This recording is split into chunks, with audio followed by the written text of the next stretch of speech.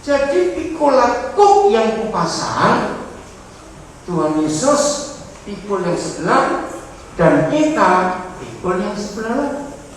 Bisa bayangkan nggak pikul kuk yang kupasang? Nah, inilah hidup murid-murid Tuhan Yesus yang harus, saya ulangi, inilah prinsip hidup murid-murid Tuhan Yesus yang harus punya apa? Ayo, punya apa? Tanggung jawab. Apa yang terjadi dalam kehidupan kita kalau kita nggak punya tanggung jawab dalam hidup? Wih, ngeri saudara. Kita buka Pengkhotbah pasal 10. Pengkhotbah 10 mulai ayat 16 sampai 18. Pengkhotbah 10 ayat 16 sampai 18. Ini loh, kalau pemimpin-pemimpin hidup manusia, suami-suami, pria-pria nggak bisa bertanggung jawab, wih, ngeri sekali. Wahai. Nah, ini bahasa Melayu harusnya why. Why itu celaka. Jadi saya akan baca dulu. Celakalah kau tanah. Tanah itu bukan tanah-tanah, tanah rumah, tanah sawah, bukan. Tanah itu artinya negeri, sebuah kampung, ya, sebuah daerah. Saya baca. Celakalah engkau negeri, engkau desa, engkau negara, kalau pemimpinmu, rajamu siapa? Nah, apa itu pemimpin kanak-kanak? Tidak bisa bertanggung jawab. Apa yang terjadi dengan sebuah daerah, entah kecamatan, entah kabupaten, ya entah provinsi, apalagi negara, kalau dipimpin seorang yang gak bisa bertanggung jawab. Dan pemimpin-pemimpinmu pagi-pagi sudah makan. Saya pertama belajar firman ini, saya tuh mikir, salahnya apa orang pagi-pagi makan? Betul? Tapi di ayat ini Tuhan menyalahkan nggak? Nah, dengar, tolong catat. Yang tidak boleh makan pagi-pagi itu adalah para pemimpin. Kapan pemimpin ini boleh makan? Nanti ada penjelasannya. Tapi saya baca lebih dulu. Saya terus. Ternyata seorang pemimpin tidak boleh makan sebelum rakyat yang dipimpin kenyang dulu. Katakan amin. Maka itu pemimpin-pemimpin korup, pemimpin-pemimpin penyerobot tanah rakyat, biar cepat mati pemimpin seperti itu, karena menyengsarakan rakyat. Rakyat dibiarkan kelaparan, mereka menggemukkan perutnya sendiri. Terbagilah saudara punya gembala yang tak pernah gemuk. Berarti Alkitab sekali. Oke? Jadi mulai hari ini jangan akan gembala hari ini. Jangan. Luar biasa firman ini. Maka itu para pemimpin, para suami awas. Jangan kau mabuk-mabuk, uang kamu habiskan, tapi anak-anak istrimu menderita. Penjudi-penjudi, matilah kamu. Sebab itu merusak. Saya berkata betul atau salah? Coba jawab, betul atau salah? Mabuk-mabuk, engkau merusak hidup. Ayat 17. Berbahagialah engkau tanah atau negeri. Nah, ini kebalikan. Berbahagialah engkau negeri atau tanah atau negara atau daerah kalau pemimpinmu siapa? Saya baca, siapa? Seorang yang berasal dari kaum pemuka, artinya yang terhormat, yang punya tanggung jawab. Oh, negeri itu bakal makmur, negeri itu bakal diberkati. Saya percaya semua bangsa di dunia, ya nggak cuma Indonesia, semua bangsa di dunia pasti punya kisah-kisah, cerita-cerita, dongeng-dongeng, raja-raja, pemimpin-pemimpin dulu-dulu yang hebat-hebat. Pasti punya, bukan? Yang sangat sayang rakyat, yang dihormati oleh rakyatnya, karena bisa bertanggung jawab. Terus, dan ini dia siapa? Dan siapa baca cepat? Pemimpin-pemimpinmu bagaimana? Nah, jadi tidak salah orang makan pagi-pagi, tapi jadi salah kalau pemimpin makannya duluan, yang dipimpin belum makan. Nah, itu yang salah. Mengerti ya? Ini firman ini luar biasa. Oke. Makan pada waktunya dalam apa? Nah, kata keperkasaan tetap muncul ke berani bertanggung jawab. Betul tidak? Orang yang diakui bisa bertanggung jawab, wah dia itu orang perkasa. Bukan dalam. Nah, ini salah satu kerusakan terbesar Papua. Dana otsus sejak Presiden Megawati sudah menggelontorkan dana otsus enggak ke berapa ratus triliun. Tapi kenapa Papua tetap begini? Jawabannya karena para pemimpinnya perampok dan mabuk. Maka itu nggak jadi uang ratusan triliun.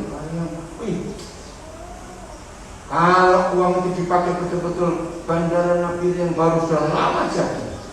Betul tidak? Ini yang menyedihkan sekali. Sekolah-sekolah, rumah sakit, puskesmas hebat-hebat di Papua dengan dana ratusan triliun. Tapi pemimpin kita banyak yang mampu. Ayat 18. Terjadi apa lagi? Menakutkan betul. Oleh karena apa? Nah, stop dulu. Kenapa ada orang malas? Karena tidak bertanggung jawab. Jadi pemalas itu nggak pernah mau memikul kuk, nggak pernah mau pegang tanggung jawab. Sering nggak di kampung kita ini ada kerja bakti? Sering. Ada nggak yang ikut kerja bakti nunggu jam-jam terakhir ketika jam makan? Loh, saya tanya, ada tidak? Usir dua wong kono. Setuju? Usir saja orang kayak begitu. Terus alasannya udah bisa sakit perut. Nanti kali, aku saya ini untuk lain kali kecepet lawang. Alasannya banyak sekali. Setuju? Diusir aja pemalas itu. Loh, kok diam saja? Setuju nggak? Loh, betul tidak? Datang kok minta makan nggak kerja. Nah, itu loh. Maka itu saudara, kalau orang itu malas, nggak bisa bertanggung jawab, jadi apa? Ayo, runtuhlah apa? Ngeri sekali. Maaf. Tahun-tahun pertama saya ada di Papua, saya melihat fakta ini. Maafnya jangan terus. Saya meneliti waktu itu.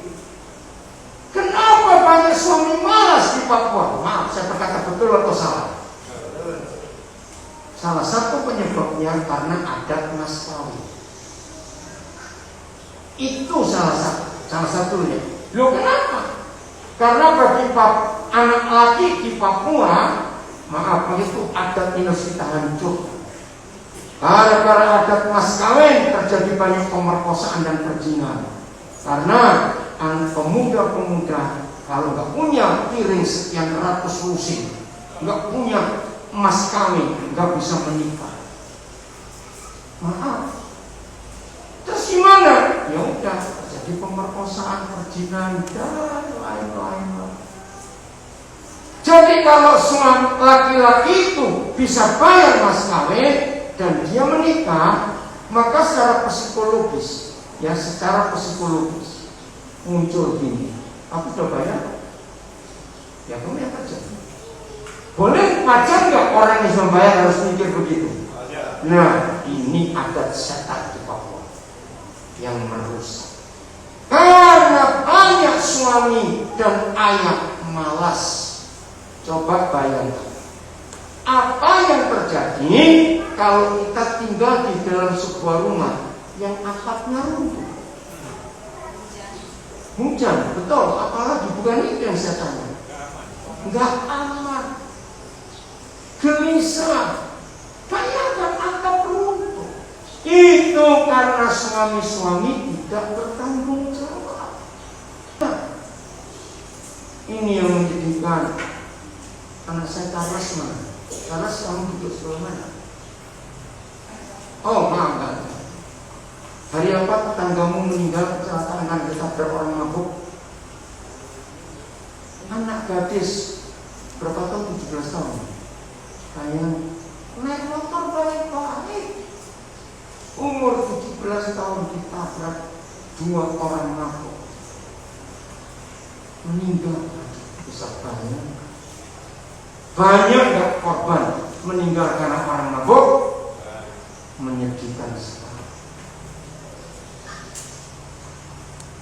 Ini karena kemalasan, karena tidak bertanggung jawab dalam hidupnya. Maka itu ayo kita perhatikan. Yang kedua, dan kita harapkan. Bentar, dan oleh apa? Kelambanan tangan. Apa kata lain lamban tangan? Malas, tidak mau bertanggung jawab. Udah. Ini loh dampaknya, ngeri sekali. Orang malas, orang yang tidak bertanggung jawab. Waduh, ngeri sekali. Oleh karena kelambanan tangan, maka bocorlah rumah. Saudara, kita bersyukur firman Tuhan itu luar biasa untuk hidup kita. Amin. Dahsyat sekali. Maka itu ini penting kita perhatikan dalam hidup. Di antara 3 calon bupati Nabire, 2 datang menemui kami di rumah. Saya bersyukur kalau dihargai. Ketika 2 calon ini datang berganti, bahkan yang satu minta untuk saya khotbah waktu itu di tim suksesnya. Nah, saya pesan kepada calon-calon bupati, saya titipkan masalah Papua dan saya pesan keras, kalau nanti terpilih, satu yang saya minta, buat Perda Miras tutup di Kabupaten Nabire, tidak ada penjual miras, buat hukum. Setuju nggak ini? Walaupun saya tahu yang di belakang ini ternyata juga para petugas keamanan, para pejabat sendiri. Oh, saya kutuki mereka. Saya bilang, matilah bagi yang Kristen-Kristen penjual miras. Matilah kamu dengan mirasmu dalam nama Yesus. Harus berani ngomong begitu. Betul? Karena itu merusak sekali. Maka itu kita harus tahu prinsip ini. Kalau laki-laki nggak bertanggung jawab, celaka hidup ini. Mengerikan sekali. Ayat berikut, Ratapan 3 ayat 27 dan 28. Ratapan 3 ayat 27 dan 28.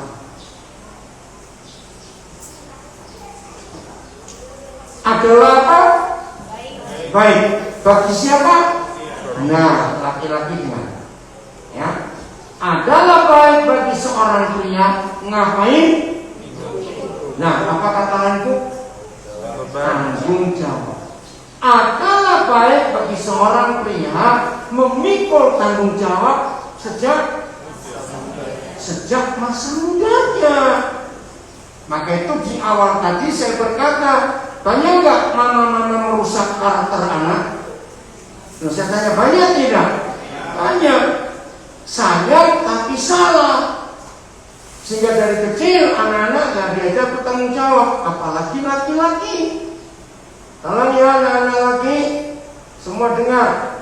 Ya, saya berkata pada cucu-cucu saya yang hadir hari ini. Pagi-pagi kamu bangun, harus bisa merapikan tempat tidurmu sendiri. Tolong, papa mama ajari mereka. Kalau kamu nggak merapikan tempat tidur, kamu nggak bisa sarapan pagi ini. Loh, kok nggak ada yang ngamen orang tuanya? Awas ya anak-anak, ini penting sekali. Sejak masih muda diajar apa? Bertanggung jawab. Sejak masih muda diajar pikul beban. Enggak boleh malas-malas, enggak boleh santai-santai. Ayat 28. Apa kata Tuhan? Ayat 28. Biarlah siapa? Bukan dia, saya tahu dia. Anak laki-laki sejak masih muda. Duduk artinya apa duduk sendirian? Jangan dipatung, biarin.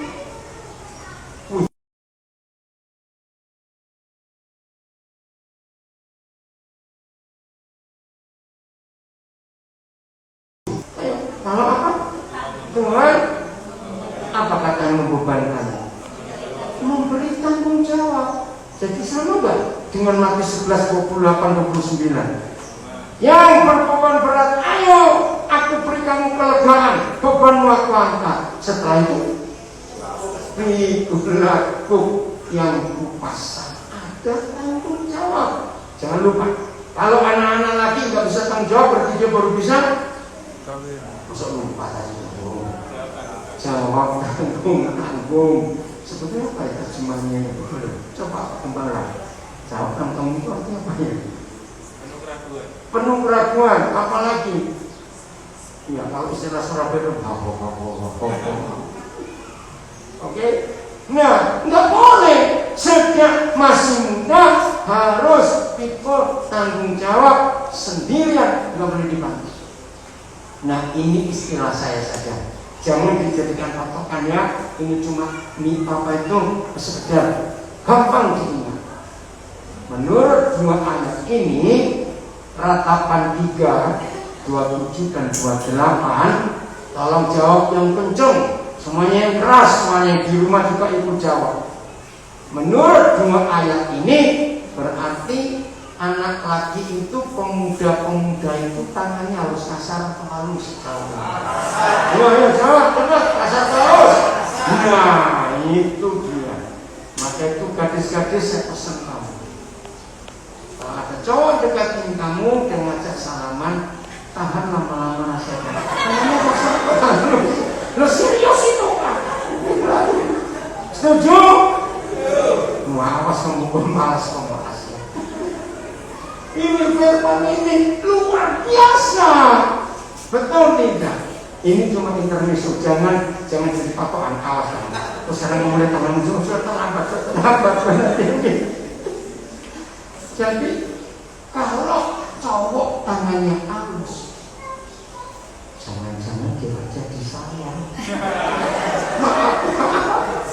Lo mungkin nggak? Ayo mungkin nggak? Wih, maka itu saudara, firman Tuhan ini luar biasa. Awas kamu, begitu tahu tangan halus kamu gosok pakai amplas, jangan. Oke, jadi ini istilah saja. Laki-laki harus apa? Nah, ini dia harus tangannya kasar. Karena pikul tanggung jawab sejak masih muda. Ini luar biasa. Oh, terima kasih Tuhan untuk firman yang hebat. Amin. Jadi mulai hari ini setiap kita harus punya tanggung jawab. Amin. Dilatih sejak masih kecil. Oke, Lukas 16 ayat 10 sampai 12.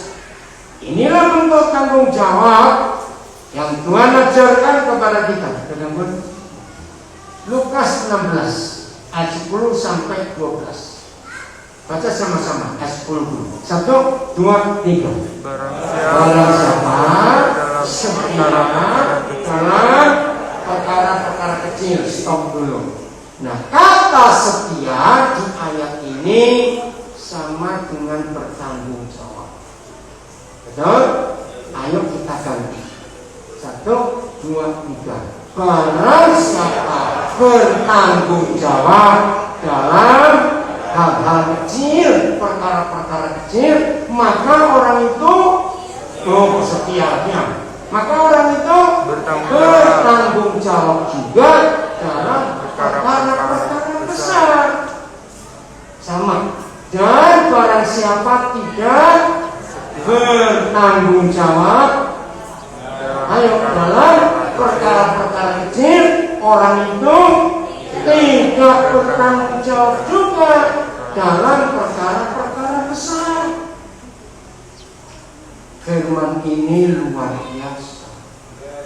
Maka itu lagi sekali, kalau hal-hal kecil yang akan dibuat oleh seorang anak, lalu ibunya ambil alih, dia di rumah saja. Berarti ibu ini, mama ini merusak karakter Tuhan untuk bisa bertanggung jawab. Tolong perhatikan. Harus hati-hati kita lihat ya. Kalau masih umur 5 tahun jangan suruh bantu masak. Aduh, yang salah siapa itu? Ya kalau masih kecil, sesuai dengan umurnya. Ada ilustrasi bagus. Saya nggak tahu kisah itu benar atau tidak, tapi pasti saudara-saudara sering baca karena mungkin tahun lalu itu viral ya, menyebar di sosial media.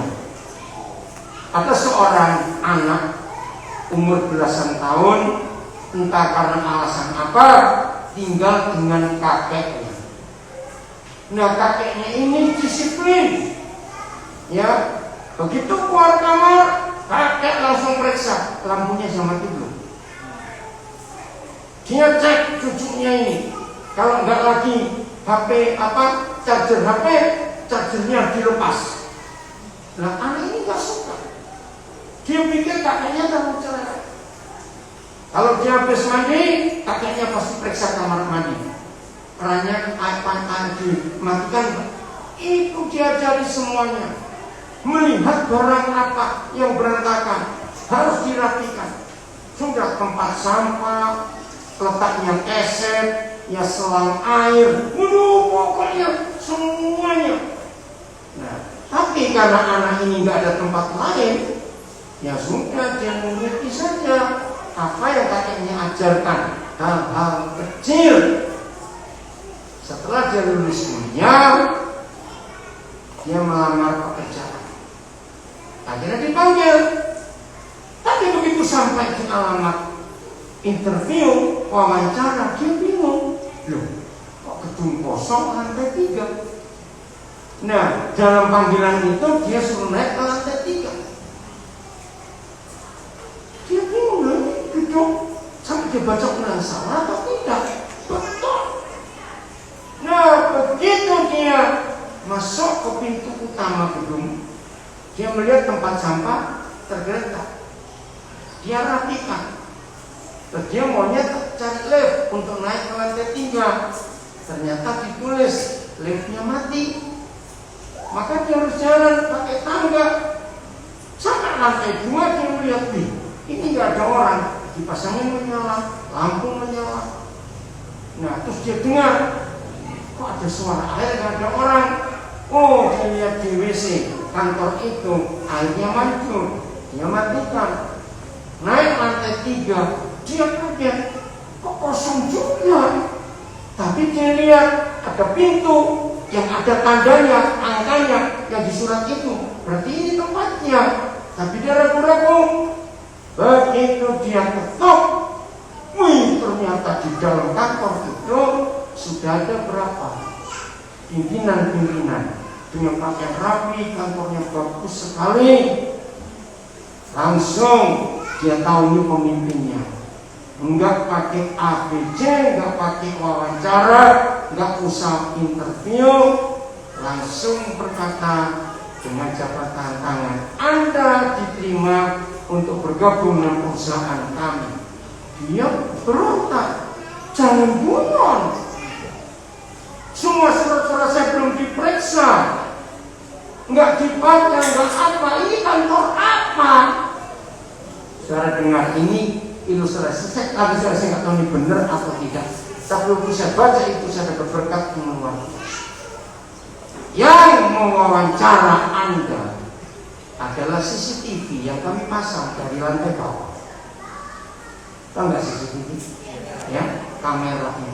Loh, maksudnya dia bingung lagi. Kami sengaja membuat kantor ini berantakan. Air masih mancur di WC, kipas angin masih menyala. Sudah siang begini lampu masih menyala. Kami sengaja. Nah, CCTV ini yang mewawancara saudara. Kami butuh orang seperti Anda yang bisa ngerti perkara-perkara kecil. Nangis dia.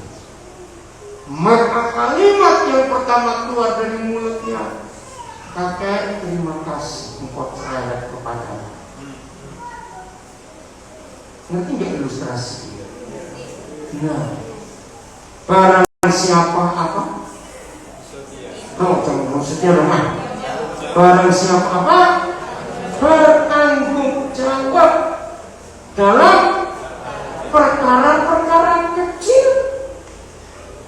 Dia juga pasti bertanggung jawab untuk perkara-perkara yang besar. Maka itu jangan anggap remeh perkara-perkara kecil dalam hidup ini. Setuju? Ini luar biasa. Tuhan hitung semuanya itu. Maka kalau orang itu nggak bisa bertanggung jawab dengan perkara-perkara kecil, berarti dia juga tidak bertanggung jawab untuk perkara-perkara besar. Ayat 11. Apa yang dipakai untuk menguji? Jadi, jika kamu tidak bertanggung jawab dalam hal uang, mamon itu uang. Jika kamu tidak bertanggung jawab dalam hal uang yang tidak jujur, siapakah yang akan mempercayakan kepadamu harta yang sesungguhnya? Wah, ini firman luar biasa. Nggak usah Tuhan, sebenarnya dia tahu. Ya, namanya juga titip, dia juga nggak mempersoalkan. Pernah tahu contoh ini? Pertanyaannya, berarti orang ini jujur tidak? Walaupun si yang titip nggak minta, ya. Tapi pertanyaannya, lain kali orang ini mau titip lagi enggak? Ayo, lain kali mau titip lagi enggak? Tidak. Nah, ini firman. Kalau kita tidak jujur, tidak bertanggung jawab dengan uang, sulit kita menerima harta yang sesungguhnya. Maka itu tolong dicatat ya, tolong dicatat. Orang yang tidak jujur itu mematikan nafkahnya sendiri. Betul atau salah? Tolong dicatat, ini ayatnya. Jadi bukan masalah jumlahnya, betul tidak? Misalnya toh cuma 5.000 rupiah, buat kita nggak masalah, cuma 5.000. Tapi kalau dia nggak jujur, 35, nggak bisa dipercaya lagi. Jadi bukan masalah jumlahnya. Ngeri sekali. Ingat salah satu menteri yang baru tertangkap KPK kira-kira 2 minggu yang lalu. Padahal sebelumnya dia ngomong, aduh, kalau korupsi itu malu keluarga, istri, anak malu. Kok dia melakukan ini? Nah, itulah manusia. Soal uang. Jadi untuk belajar bertanggung jawab, ujian pertama soal apa? Bukan, pertama tadi kecil, hal kecil-kecil bertanggung jawab tidak. Yang kedua, dengan apa caranya menguji? Uang. Ini yang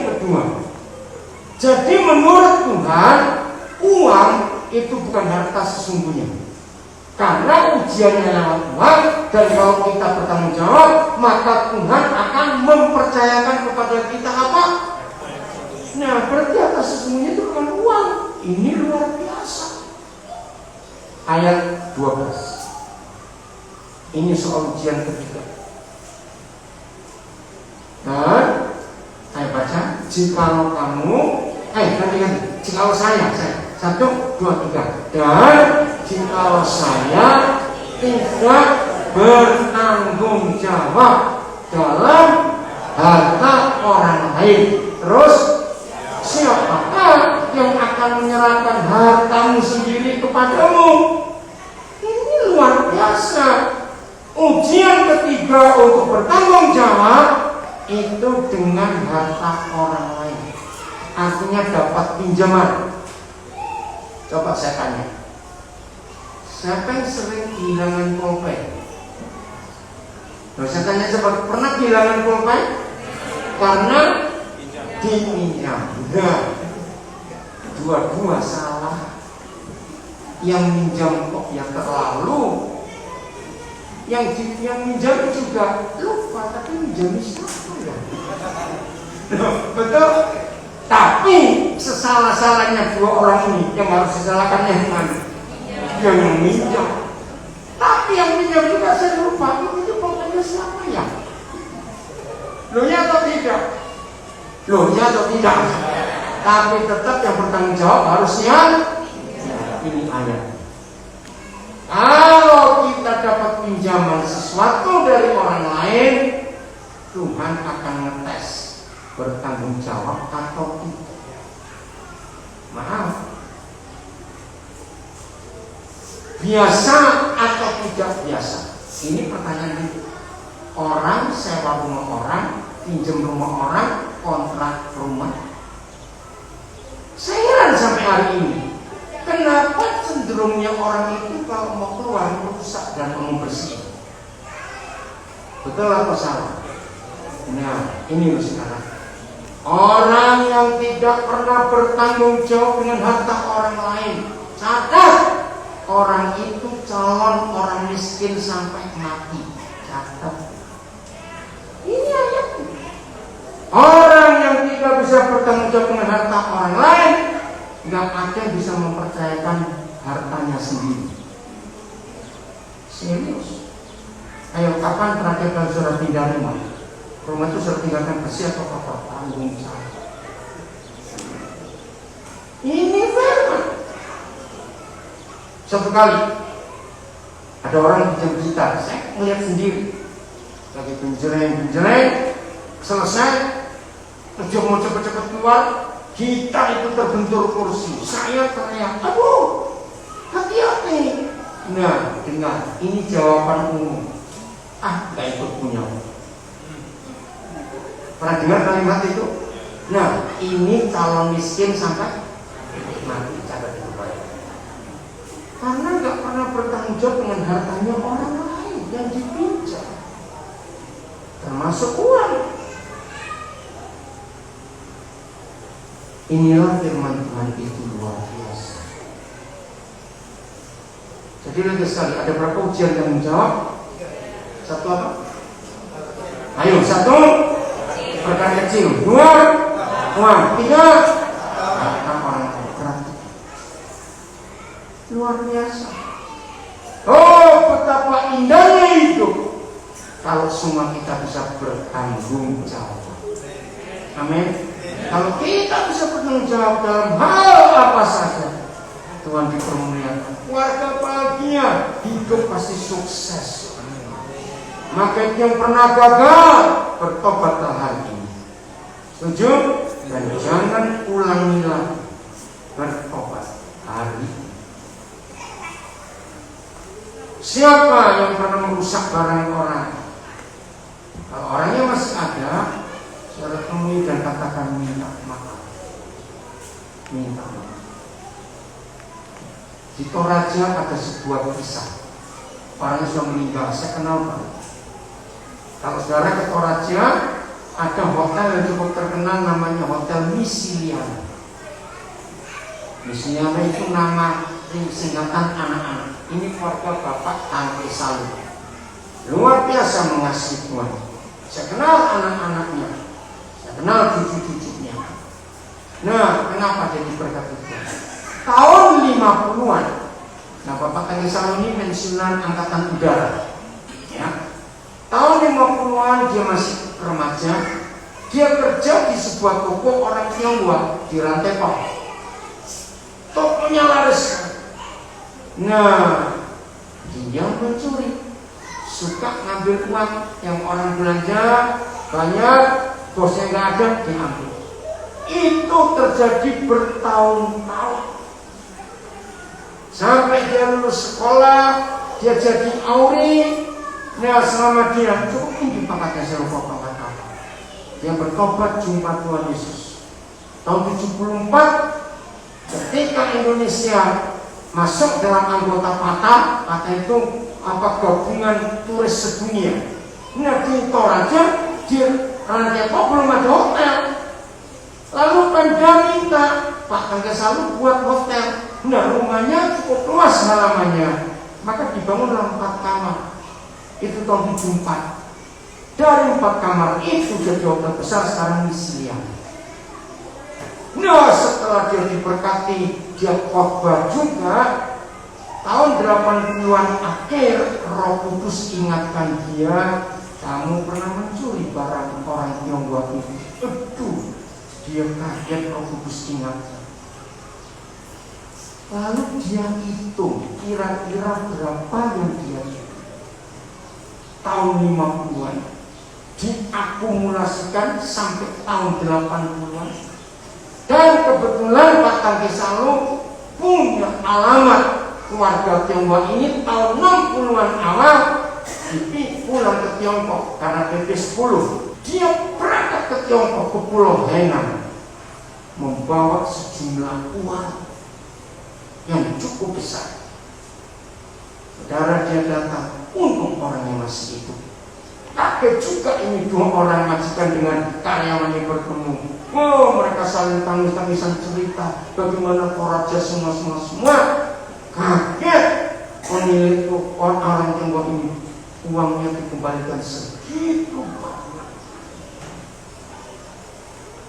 Saudara, dengan kisah itu keluarga ini bertobat.